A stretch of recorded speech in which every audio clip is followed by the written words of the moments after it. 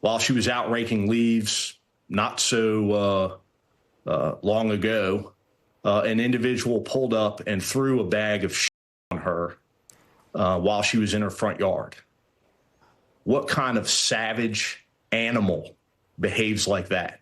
That is former Capitol Police Officer Michael Fanone describing the abuse his mother has received from a MAGA lunatic, and the attacks on his elderly mom keep happening. Her house has been swatted. She had an individual throw a brick at her house just a little over a month ago in the middle of the night. Swatting is when somebody gives your address to 911 or police dispatch and claims there's a rampaging gunman at that address. It often prompts police to come with their weapons drawn, and on occasion, police have opened fire amidst the confusion of the person who comes to the door and doesn't understand the police raid. This kind of stuff is the worst of the worst.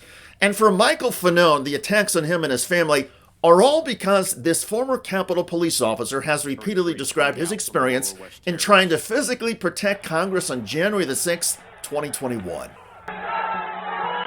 This is the ideology of the Trump MAGA wing of the Republican Party. Anyone that speaks out is a traitor and enemy of America.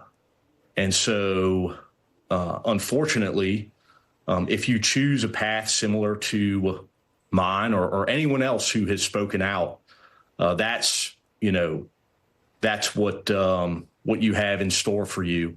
Fanone says the idea that Trump supporters would ever attack and abuse him would have been unimaginable years ago. I voted for Trump in 2016. I was very much in the mindset that you had one political party that was supporting law enforcement and another political party that was anti-law enforcement. And so that's why I supported Trump. I think many of my colleagues in the police department felt similarly. For those of us that were there fighting Trump supporters, inspired by his lies and his violent rhetoric, we were there to protect ourselves and our fellow officers.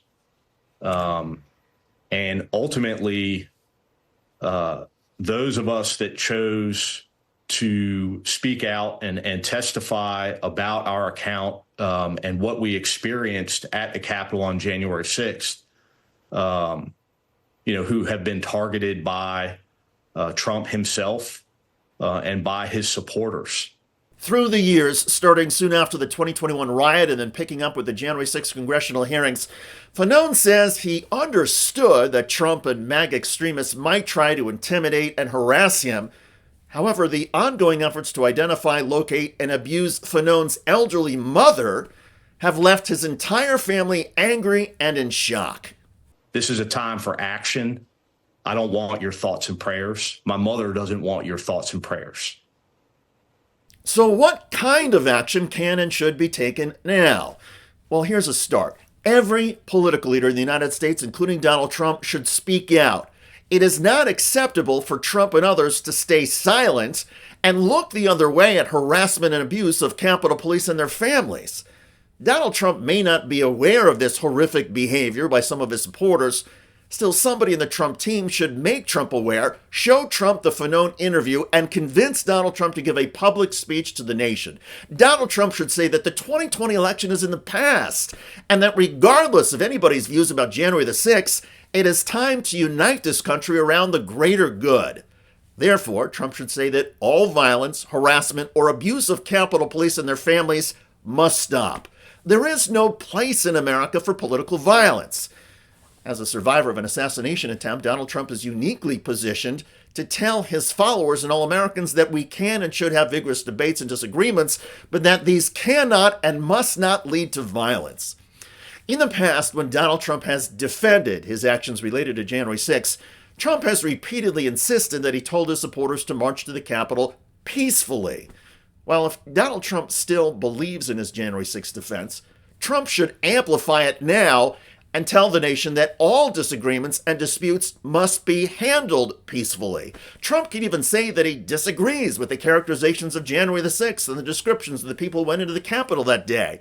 Many of them, Trump may argue, were not intending to harm anybody or engage in violence. Many of them, Trump may insist, were good people. Likewise, Trump should tell his followers now that bad people in the MAGA movement, people who would harass or try to intimidate the elderly mother of a Capitol Police officer, only hurt the MAGA cause. Speaking out publicly now in defense of nonviolence is the right thing to do. It would engender some goodwill and political capital for Donald Trump at the start of his administration, and it would establish that Trump really is seeking to turn the page and make America better, not worse. Also, Donald Trump should work with Congress to examine new ways to thwart swatting and tamp down threats. Over the past year, more than 50 members of Congress, members of both parties, have reported online or in-person violent threats.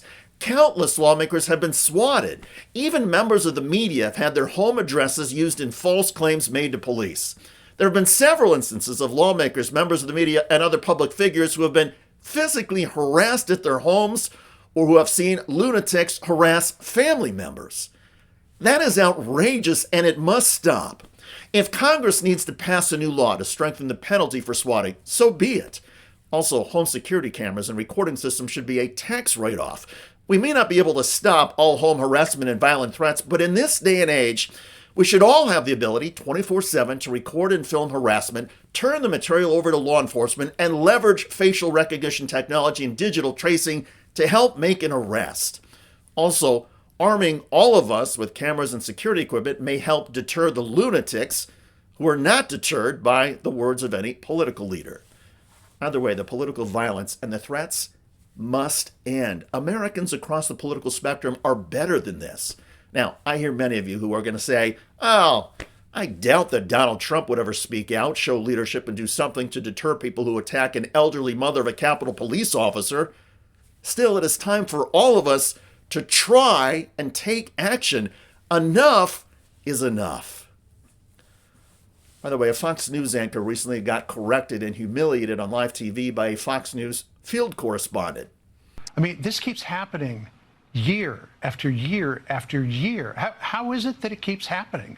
Trump back in 2020 was very critical of California for not enforcing rules to clear underbrush and make sure that the forest's floors were clean to stop these fires from spreading so rapidly. I mean, why does this keep happening again and again?